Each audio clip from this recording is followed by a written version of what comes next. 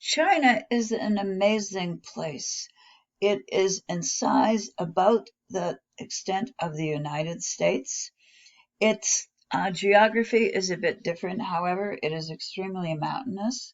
The mountains have tended to keep pockets of people somewhat separate, and it also has encouraged rural areas to continue, even until the 21st century. That matters because it's in the rural areas that it's easiest to document the continuous traditions that go all the way back to the beginning, the origins essentially of Chinese high civilization. The mountains are also particularly important to know about because they become the subject of landscape paintings. They are truly awesome mountains. And they're also, as you already would come to expect, associated with the divine. So they become abodes associated with religion and with philosophy as well. Despite any geographic separations that might be caused by the mountains, China has remained, I'm going to say, relatively unified in terms of its culture, in particular, maintaining very strong shared cultural values throughout the historic as well as the prehistoric periods. China has, however, along the Silk routes or the caravan routes, allowed outsiders in for purposes of trade and exchange. Trade of goods and never comes along without trade of ideas, and it will be through the Silk routes. And if you look at the top right slide, you will get a little bit of a glimpse of what those look like. These will be the pathways for the introduction of outside ideas, including and in particular of importance would be Buddhism. Writing will first appear in China approximately 1300 BCE, somewhere in the period of the Shang dynasty, and you can find the dates for the Shang, approximate dates, located at the top. The earliest form of writing will be on oracle bones, which we're going to take a look at because it gives us a window into early ideas and beliefs in China, particularly relating to ancestor worship. By the time we hit these early dynasties, and the first one that we are sure of is the Shang, the first historic dynasty. This will be followed by the Zhou dynasty. And in many ways, there are similarities, particularly in the art forms that appear in these two dynasties. By this time, ancestor worship and nature worship will be fully evolved. And we have basic Chinese cultural patterns that are going to continue really up to the present time. All of the ideas that are fermented here begin in an earlier time period, prehistoric era, and are going to linger into the 21st century. So I'm going to make a big argument for continuity of beliefs and of traditions within China. We know that ancestor worship existed and was really important in early Chinese civilization. What that automatically implies is that there is belief in an existence after the death of the physical form. In other words, our existence in some form continues after our physical death. It also implies that ancestors and human beings alive here remain in connection. We have a kind of relationship with our deceased ancestors, or as I've written on the slide, there is a continuum. That implies that heaven and earth are linked and that we can talk with or communicate with our ancestors. How do we do this? Well, we can offer sacrifices. And it is a good thing to offer sacrifices to please your ancestors. These can be libations. By libations, I mean something of liquid form, such as wine in particular. We can also give smoke sacrifices, which does two things. The smoke goes up to the heavens towards the world of the divine, but at the same time, it burns something up, using it up, and literally makes an offering. Flowers also can be offered, and many other things can be given, as we'll shortly see, to our ancestors as well, to let them know that we care, that we're maintaining the link, and that we also need their assistance. So how do we talk to them? Well, divination is a means of communicating with our ancestors.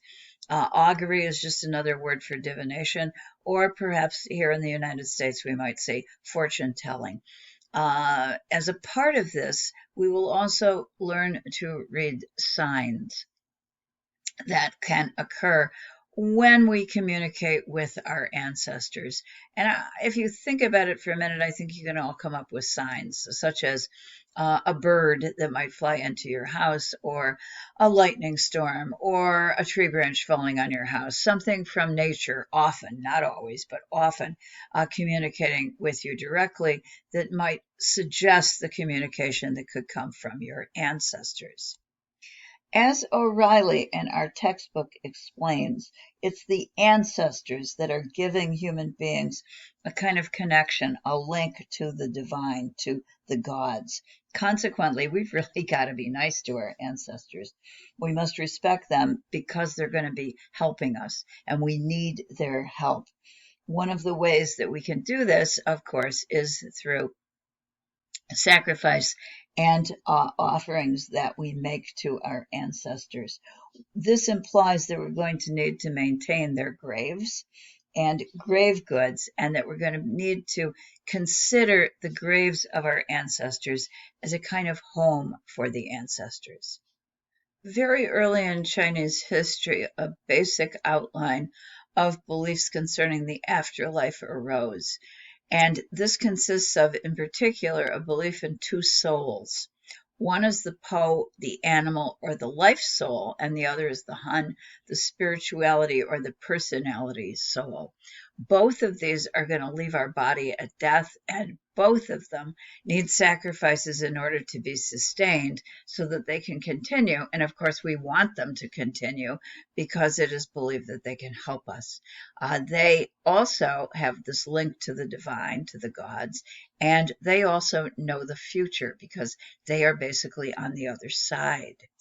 It is important to respect the ancestors because if they're neglected, if they don't get the sacrifices they need, if they feel forgotten, the earthly Po, and that's the life soul, could haunt the living, become a kind of demonic force, causing disruption and disturbance. The Po is associated with the tomb, so we're going to want to make sure that there are a lot of good offerings in that tomb.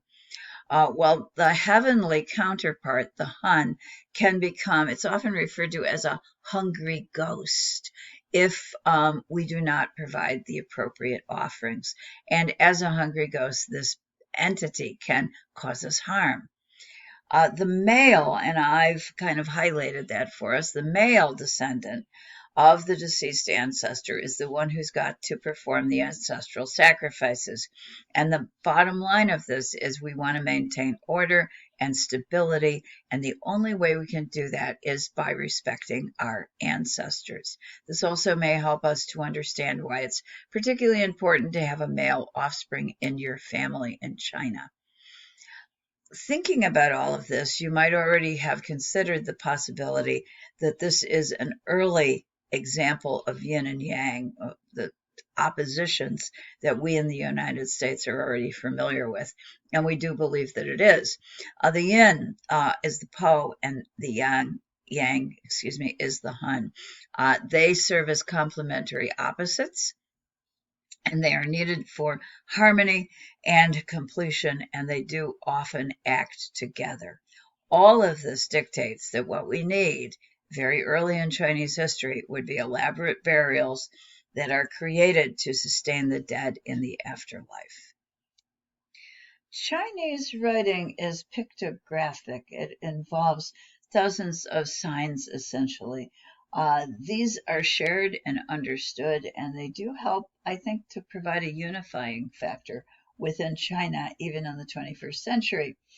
The earliest example of this type of writing is found on animal bones, and we're looking at an example of that in our book on the lower right, figure 4.4. And these early examples come from the Shang dynasty.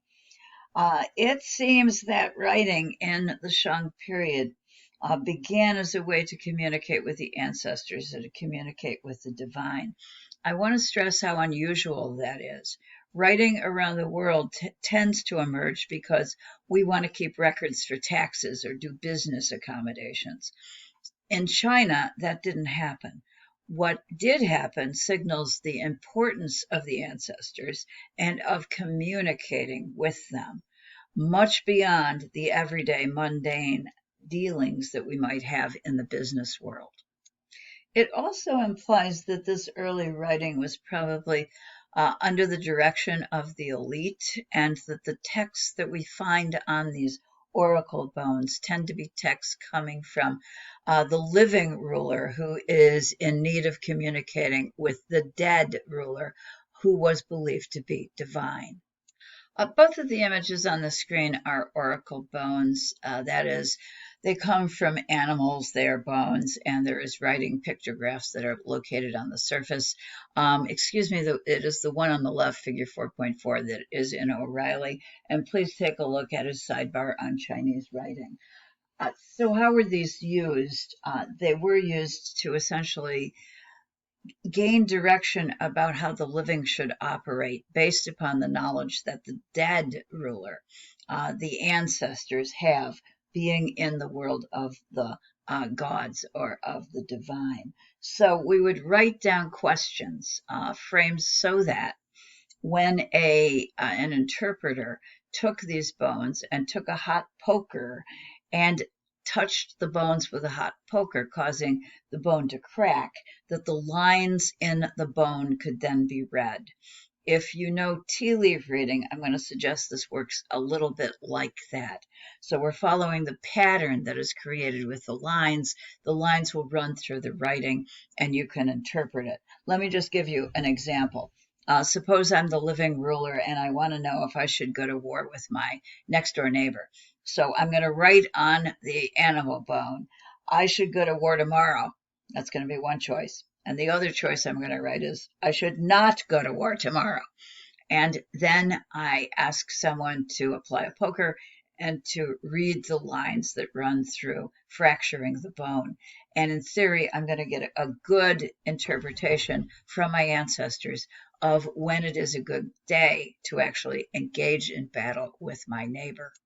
These were first unearthed by Chinese farmers who decided that because of their age and coming from the earth that they had power.